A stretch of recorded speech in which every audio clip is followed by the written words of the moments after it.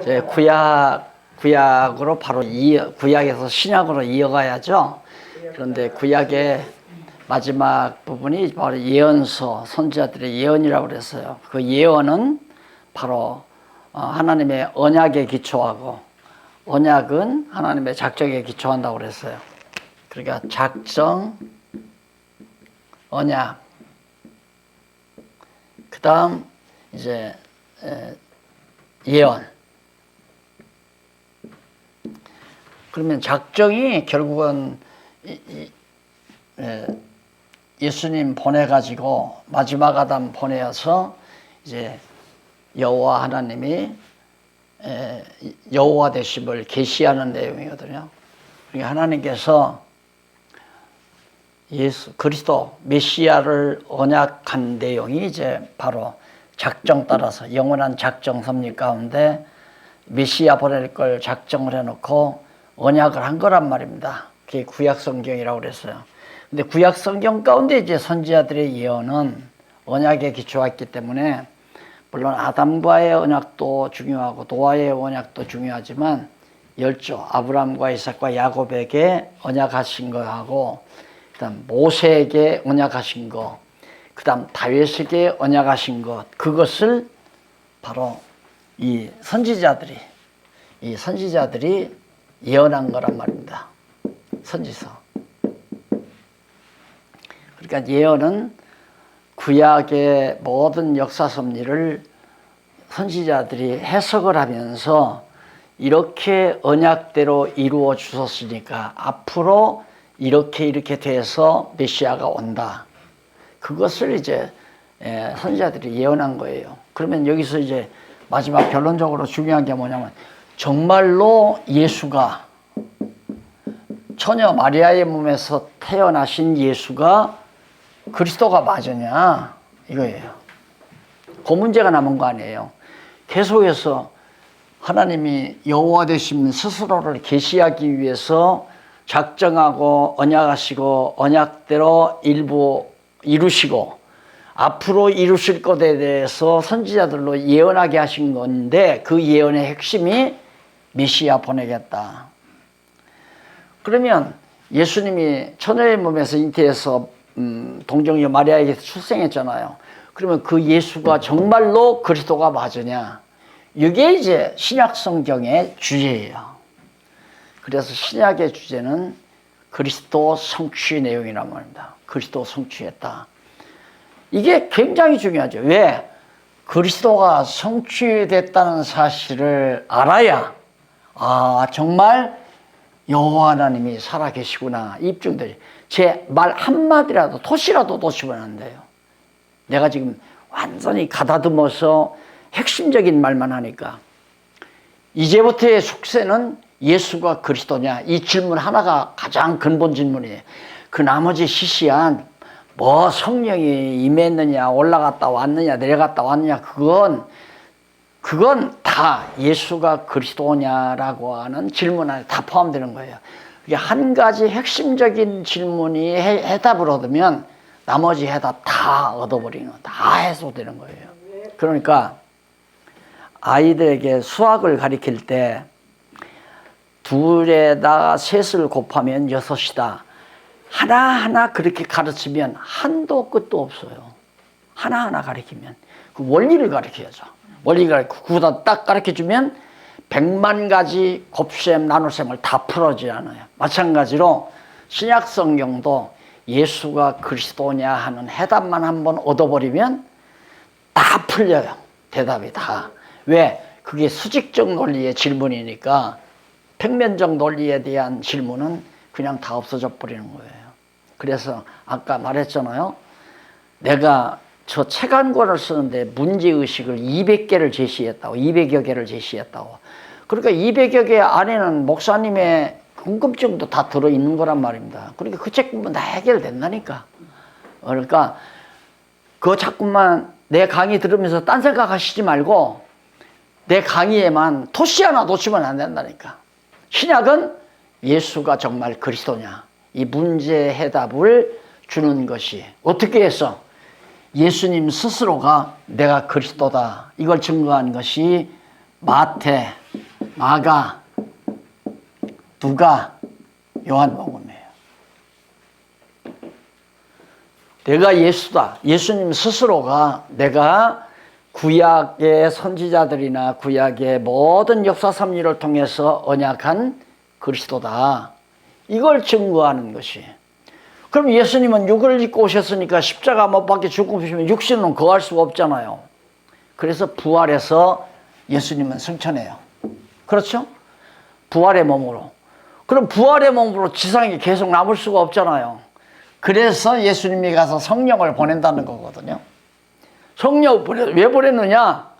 성령으로 오셔서 예수가 그리스도라는 것을 증거하기 위해서. 그러니까 얼마나 간단해요. 신약 성경이 아주 간단하다.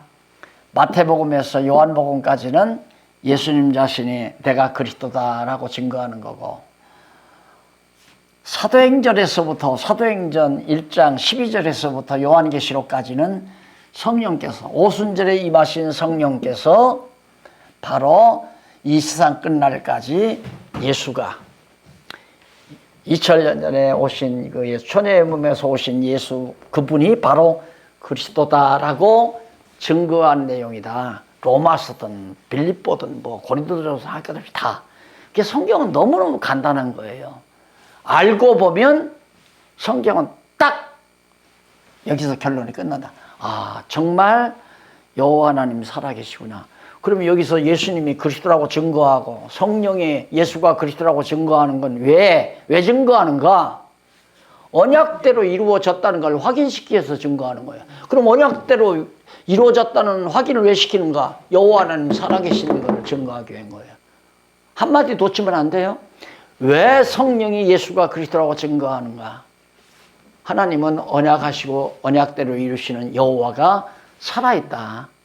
그리고 그분의 속성은 이런 속성, 5대 속성을 지니신 분이다. 살아계시다. 그러니까 깨닫고 나면 딱 하나 남는 거라니까. 여호와 하나님 살아계시다. 그래서 내 모든 관심과 내 모든 역량이 여호와 경외하는 일을 쫙 다 보여지는 거예요. 그럼 거기에서 얼마나 간단해요. 복잡한 게 다 사라져. 근데 우리 지금 김 목사님 굉장히 머리가 복잡하거든요. 이 목사님, 김 목사님 아니라 머리가 굉장히 복잡하다고. 예? 안 복잡해? 아, 복잡해. 자꾸 복잡하니까 저렇게 질문하면서 안 복잡하다고 얘기가 단절되지. 모르는 거 물어야죠. 복잡한 거하고 모르는 거 묻는 거하고 틀리지. 그러니까 이렇게 단순하게 집어넣으면 쉬운데 단순하게 집어넣으면 또 별거 아닌 걸로 생각해. 그러니까 하나님께서 목사님 같이 복잡하게 만들어 놓고 그 복잡한 것이 바로 여호와 하나님 계시로 싹 해결돼야 다시 나눠지는 거라. 야, 이거 참 좋은 거구나. 그래서 결국 하나님께서 이 세속적인 지식에 다 말려 들어가기도 하고 고민하기도 하고 고통을 겪기도 하고. 자, 그러면 신약에 큰 그림은 그렸어요. 예수님이 스스로. 그러면 예수님이 안전방위를 왜 일으켰어요? 봐. 하나님 영광이 드러나게 하기 위해서. 하나님 영광이 드러나기 위해서 아주 또 새로 지으시네. 내가 지금 강의하는 내용하고는 다른 내용이에요. 네. 예수님이 안전방위를 왜 일으켰어요? 다 얘기해 줬는데 또 그 안전방위 일으킨 사실이 어디에 기록되어 있어요? 사도행전이에요? 로마서예요? 복음서예요? 복음서예요. 네, 복음서. 복음서가 뭔 내용이라고 그랬어요? 예? 예수가? 그리스도. 그렇죠. 답을 알면서도 답을 못하는 이유는 아직 이게 뿌리가 안 내렸다는 얘기야. 제 강의를 해도 목사님이 듣기는 들지만 그것이 목사님의 뿌리가 안 내렸어. 그러니까 목사님의 것이 안 돼 있다고요. 분명히 내가 가르쳐 한마디도 놓치지 말라고. 예수가 그리스도라는 사실을 증거하기 위해서 예수님이 안전방위를 일으켰다. 그런데 요즘 모든 교사들은 하나님께 기도 열심히 해서 능력 받으면 나사렛 예수 그리스도의 이름으로 걸어라 하면 걷는다 이거예요. 부흥사들 그러잖아요. 지금도 하나님께서 나에게 능력 줬기 때문에 나는 나사렛 예수 그리스도의 이름으로 걸어라 하면 다 걷는다고 그런 식으로 얘기해요. 아니 요한복음에 눈이 안 보이는 사람은 그 말씀하고 같은 맥락으로 가기 때문에. 네. 아, 이거 내가 안전방위를 부탁해서 안전방위를 왜 이렇게 했냐고. 그러면 눈 먼 사람 그것도 하나님의 영광을 위해서 남에서부터 눈 멀었잖아. 그 영광이 뭐예요? 그리스도. 그럼 바로 그럼 그 대답을 해야지. 막연히 영광이라고 하면 세상 모든 게 다 하나님 영광 드러내는 건데. 그러니까 결국 복음서도 쉬운 거예요. 결국은 예수가 그리스도라는 거 증거하라고 그랬는데 그게 아니라 여러분 마음이 청결하면 하나님을 볼 수 있습니다. 그러니까 죄지면 안 됩니다. 죄지면 마음이 더러워지고 어두워져서 하나님이 안 보입니다. 그러니까 여러분 마음이 청결하기 위해서 죄짓지 마십시오. 다 그렇게 가르쳤잖아요. 그러면 마음이 청결한 자는 복이 있나니 하나님을 볼 것이 천국이 저희 것이요. 그걸 예수님이 왜 가르쳤어요? 그리스도로 예? 이제 벌써 주석 다 강의 다 끝났어. 그렇게 성경이 쉬워요. 나 이 말하고 또 박 교수한테 또 혼날 거야. 쉽다고 했다고. 알고 보면 쉽죠. 그럼 예수님이 왜 처녀의 몸에서 왜 났어요? 이렇게 공부합시다. 그냥 쉽게. 왜 났어요? 예수님이 왜 처녀 몸에서 난 걸 마태가 기록했냐고. 예수 그리스도를 증거. 그렇죠. 이사야가 예언했잖아요. 예언대로 성취됐다 이거야. 그 예언대로 처녀의 몸에서 났다고 마태가 기록한 이유는 예수가 바로 선지자들이 예언한 그리스도다. 그걸 말하기 위해서예요.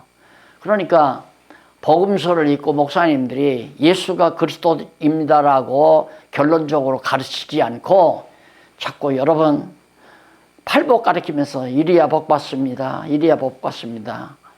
마음이 가난한 자는 복이 있나니 천국이 저희 것이요. 여러분 마음이 가난해야 천국 갑니다. 이거 전부 다 웃기는 얘기라고. 그런데 전부 그렇게 또, 가르쳐. 그렇지, 맞아. 그러니까 내가 온 거야. 여기. 갈 때 나 껌 하나 사줘야 돼. 뭐 더 강의할 거 뭐 있어요? 뭐 성경은 다 내용은 알 거고. 뭐 질문을 해봐요. 그럼 어느 것도 예수가 그리스도라고 증거하는 것이냐? 궁금하면 하나 물어봐요. 이 복음서 안에서. 얼른 생각이 안 나겠죠. 그래서 내가 지난번에 얘기했잖아요. 마태는 그리스도의 바로 직임을 중심으로 예수가 그리스도라고 증거해요. 그러면 그리스도의 직임이 어떤 직이냐면 선지자직. 그렇죠? 그리스도는 어떤 삼직, 메시아 삼식 있잖아요. 그리스도직, 선지자직, 그 다음 왕직, 그 다음 제사직. 세 가지. 그게 마태복음이 정확하게 말을 해요. 제일 앞부분 1장에서 4장까지는 선지자들의 예언대로 예수가 왔다. 족보를 봐라. 아브라함과 다윗의 자손으로 오지 않았느냐. 그러니까 메시아는 누구 자손으로 와야 돼요? 아브라함과 다윗 자손으로 와야 되잖아요. 그러니까 아브라함과 다윗 자손으로 예수님이 오셨다는 족보를 쭉 얘기해요. 그래서 예수가 나시니라. 그러니까 예수가 그리스도라고 증거하기 위해서 그 족보가 나온 거라고. 그러면 선지자들의 예언대로 처녀의 몸에서 나왔고, 선지자들의 예언대로 나사렛에서 자랐고, 선지자들의 예언대로 예수님이 광야에 나가서 세례 요한에게 세례도 받고, 다 예언 성취야. 그러니까 4장까지 그렇게 말한 이유가 예수가 그리스도라는 걸 확증짓기 위해서, 확실하게 믿게 하기 위해서 그 얘기한 거란 말이야. 그러니까 그렇게 조리 있게 다 이 책을 써놨으니까 그냥 그대로만 보면 너무 분명하고 확실하게 다 해놓은 건데 그게 이제 전달하기가 힘들죠. 그런 생각 안 해. 처음 듣는 얘기네. 그건 박용기의 견해하고 이렇게 되면 이제 말이 길어지는 거야. 대말이 아니잖아요. 그래서 성경 일일이 한 구절도 안 빼고 일일이 논리적으로, 조직적으로, 체계적으로 한 구절도 안 빼고 그게 전부 그러니까 복음서는 어떤 거라도 한 구절도 안 빼고. 그런데 여기서 요한복음까지만 아니라 예수님이 증거하는 것이 사도행전 1장 10절? 10절까지인가? 이렇게 돼요. 예수님 승천할 때까지. 그때까지 한 얘기는 누가 했으냐면 예수님이 한 거거든. 예수님이 제자들에게 예루살렘 떠나지 말라. 내가 가서 보혜사 성령을 보내주마. 그러면서 구름 타고 올라가는 그 장면까지는 바로 요한복음에 붙어가지고 예수가 그리스도이심을 증거하기 위한 거예요. 그럼 예수님이 승천했다. 왜 승천했어요? 성령을 보내시. 예? 성령을 보내기 위해서. 성령을 예수께서 가시면서 성령을 보내신다고 제자들 했지. 그 말씀대로 또 구약의 예. 예언대로. 아니 이제 담백하게 그냥 직접적인 대답을. 왜 뭐 때문에 예수님이 승천했냐고. 다시 오시기에. 아니 왜 여기 써놨는데 왜 못 봐 이걸. 예수를 당신이 그리스도라는 거 증거하기 위한 거죠. 예. 아, 참 힘들다. 답 다 써놨는데도 못 맞추면 근데 어떻게 교수가 100점을 줬을까? 나 참 그게 기적 같아. 목사님이 가르쳐 주신 거 아닌 거를 받은 거죠. 어느 것 하나 예수님이 그리스도 그러면 베드로에게 천국 열쇠를 줬어요. 그 예수님의 직임 가운데 어떤 직임을 증거하기 위해서 했을까요? 직임으로 그리스도임을 증거하는데 직임이 선지직, 왕직, 제사직 있잖아요. 그럼 천국 열쇠를 베드로에게 주었다. 그걸 왜 줬는가? 제사장 왜 줬어요?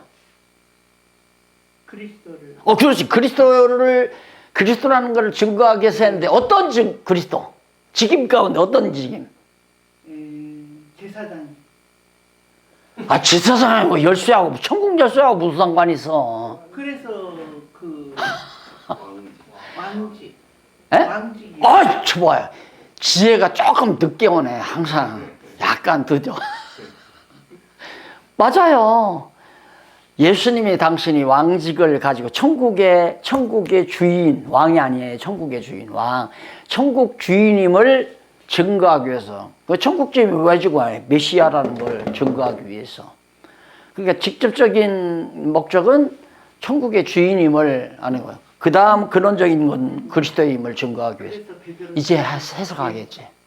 그런 방법을 여기에다가 윤곽적으로 개론적으로 정리를 한 거고 자세하게는 저 책이 다 나와. 그냥 읽기만 하면 알아. 읽기만 하면. 끝냅시다, 장로님. 자, 그러면 복음서는 그렇다고 해요. 이제 이해가겠죠. 뭐든지 그렇게 이게 무슨 뜻인가 하면 일단 개론 찾아보고 개론 찾아보는 그 강론을 직접 그 부분을 딱 찾아봐요. 그럼 주제가 나와요. 그러면 그리스도의 왕직을 증거하기 위해서 열쇠를 베드로에게 줬다는 게 자세히 풀어나와요. 예. 어떤 것이 다 마찬가지. 그러면 예수님이 이제 직임이고 여기는 마가복음은 바로 예수님의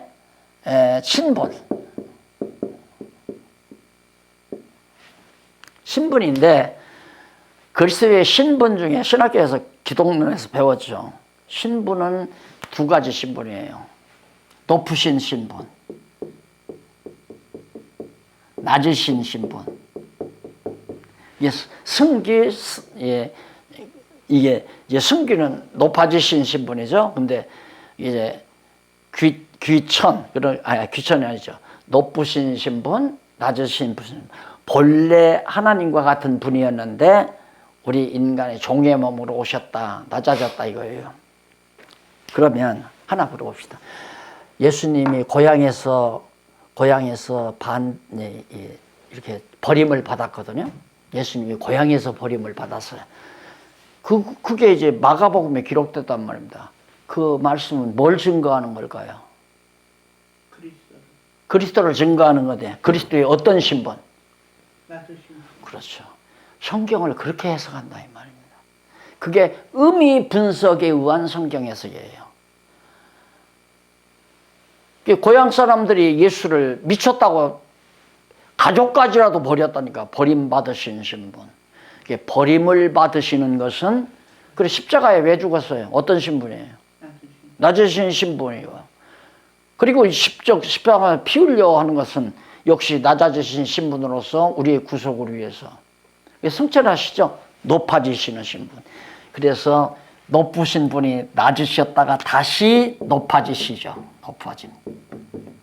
이게 예수의 신분이에요. 그러니까 오시기 전에는 하나님과 동일한 높으신 신분이에요. 그래서 아들이다. 내가 하나님의 아들이다. 하나님의 아들의 신분이지만 내가 낮아지셨다. 낮고 천한 인간 땅 위에 종의 몸으로 오셨다. 그건 메시아가 그리스도가 되려면 반드시 높으신 여호와가 말씀이 육신이 되어 오셔야 돼요. 그게 메시아예요. 그게 말씀이라는 것은 하나님이죠. 태초에 말씀이 계시냐. 이 말씀이 하나님과 함께 있었고 바로 그분이 하나님이다. 그게 하나님의 높으신 신분은 말씀의 신분인데 거기에 말씀이 육신이 되었으면 그건 낮아진 신분이 아니에요. 타락된 인간이 죄성을 입고 오셨으니까. 그랬다가 다시 죽어서 부활해가지고 신령한 몸을 입고 높아지셨어요. 승천하신단 말이에요. 그러니까 결국 높아지신 신분을 증거하기 위해서 승천하시고 그 다음 그걸 통해서 당신이 그리스도다. 예수님 당신이 그리스도다.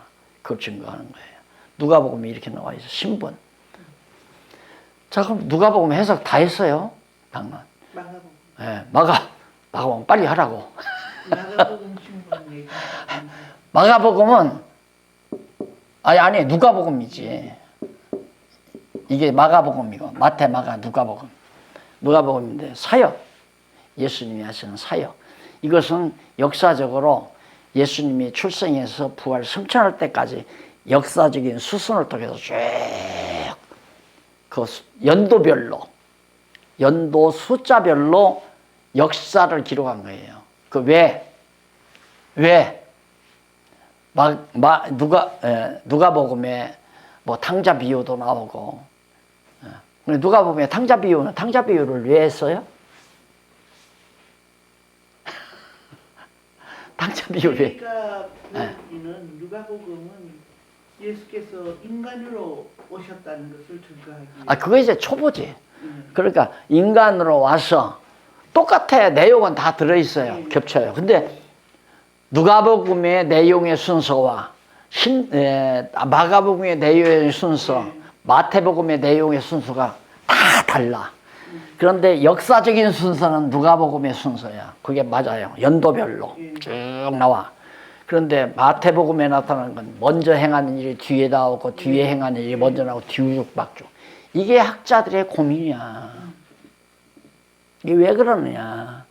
그러다 보니까 해결을 하려니까 마가가 쓴 걸 뭐 누가가 베끼고 그냥 누가가 쓴 걸 뭐 무슨 요한이 베끼고 이런 이따 소리를 해서 이제 얼버무려서 만들어 놓은 거예요. 그러니까 학자들이 웃기는 얘기죠. 이런 걸 모르니까. 자, 그러면 직임을 중심으로 예수가 그리스도의 심을 증거하기 위해서 마태복음을 기록했다 하면, 자, 예를 들어서 1년 전에 저 갈릴리에서 당신이 왕이라는 사실을 가르쳤어요? 그럼 먼저 했죠. 1년 전에. 그런데 1년 후에 베다니에 가가지고 왕이라는 걸 또 증명했어. 그러면 먼저 한 거하고 나중 거하고 뽑아다가 같이 놔야 되겠죠? 그러다 보니까 순서가 다 바뀐 거예요. 그게 성격별로 사건을 갖다가 하죠.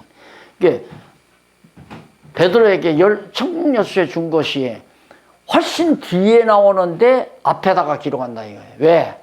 왕이라는 걸 증명하기 위해는 거기다 집어넣으려니까. 그러니까 각 복음서가 내용이 다 이렇게 중복되면서도 순서가 다 바뀌어지는 거죠. 이해하시겠죠? 요한복음. 예? 요한복음은 본성. 본성. 근데 기독론에 가서 우리가 신학교 다닐 때 이렇게 공부해 보면 기독론에서 예수의 양성, 그래, 그리스도의 양성. 양성 중에 첫째는 인성과 신성 그러잖아요. 예수님은 두 가지 속성을, 인성과 신성을 지니고 있다. 그래서 제일 먼저 이단이 교회사에서 나오는 게 뭐냐면 예수를 인간이라고 말하면 이단이야. 또 예수는 신성만 가졌다고 해도 그것도 이단이야.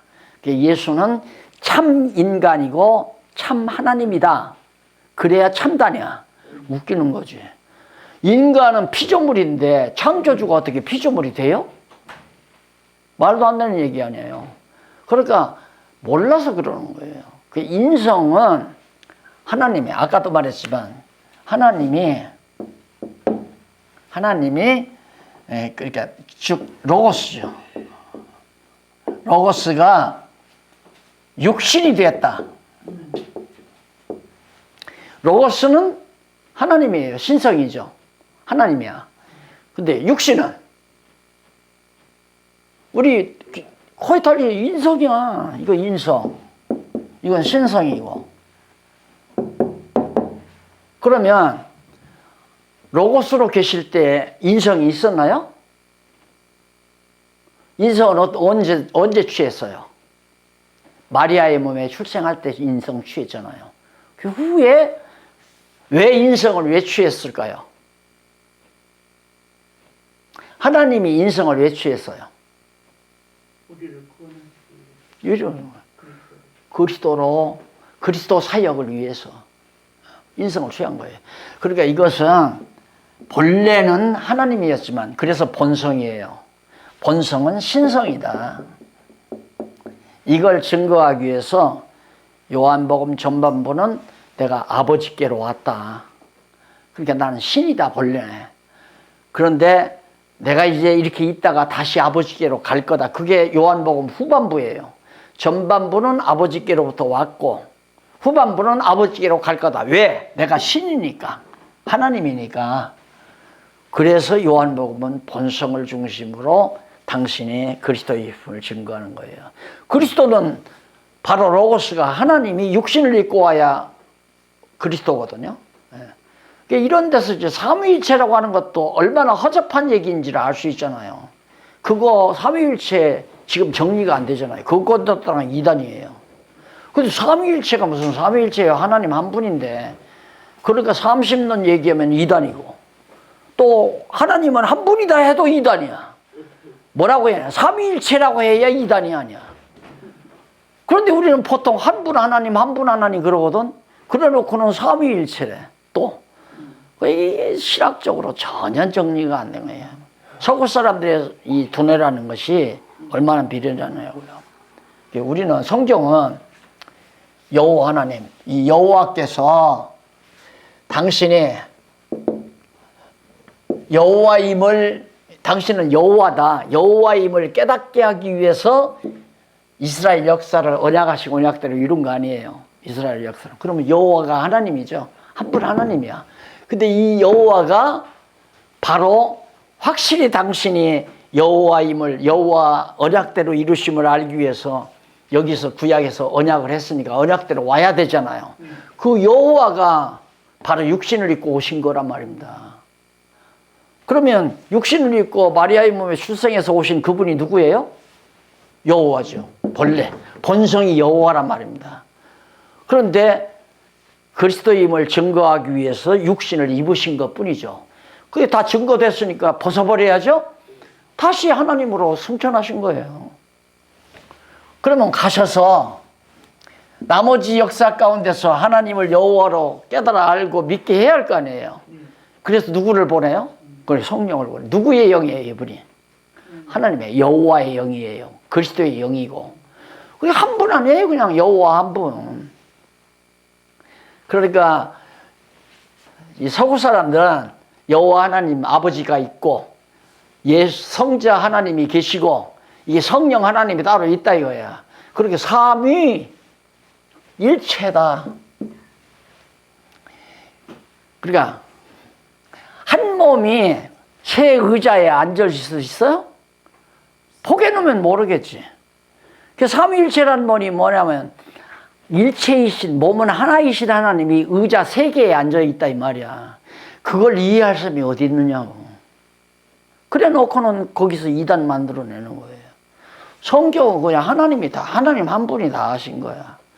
하나님 한 분이 여호와께서 직접 역사 섭리를 통해서 언약대로 이루심으로 하나님 한 분 살아계신 걸 증거하고, 그 다음 언약대로 이루시기 때문에 아담 창조한 것처럼 마지막 아담 보내기 위해서 마지막 아담으로 육신을 입고 오신 거란 말입니다. 누가? 여호와께서. 말씀이신 여호와께서 육신을 입고 왔어요. 그럼 이렇게 해서 여호와임을 당신이 증거했어요. 내가 메시아다. 그걸 증거하기 위해서 육신을 입고 왔단 말입니다. 그게 부활 승천했잖아요. 그럼 나머지 증거자가 있어야 할 거 아니에요. 그래서 증인 성령을 보낸 거라 이 말이에요. 성령이 예수가 그리스도라고 증거하는 방법이 뭐냐? 어떤 방법으로 성령께서 예수가 잊지만 하면 돼요. 쉬운 말이니까. 성령이 왜 왔느냐? 예수가 그리스도라고 증거하기 위해서 왔다. 어떻게? 이제 그걸 설명할 거예요. 어떻게 예수가 그리스도라고 증명하느냐? 누가? 성령이. 그럼 성령이 어떻게 예수가 그리스도라고 증거하냐? 거기에만 관심 두세요. 성령이 어떻게 예수가 그리스도라고 증거하나? 사도행전 나오죠? 요한복음 지나서 사도행전 복잡한 애가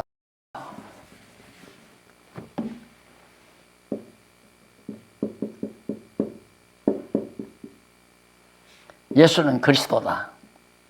예수가 그리스도다. 이게 이제 신약이란 말입니다. 그러면 예수님이 증거했고 성령이 오셔서 예수가 그리스도라고 증거하는데 어떻게 증거하는가? 예수는 그리스도가 교회의 머리라고 그랬잖아요. 머리. 교회의 머리는 예수 그리스도다. 그러면 예수가 그리스도라면 뭔만 있어요? 뭔만 있는 거예요? 예수가 그리스도라는데 교회에 무엇만 있는 거예요? 머리만 있는 거죠. 머리만 있는 거예요. 뭐가 필요해요? 몸이 필요하죠. 그게 뭐예요?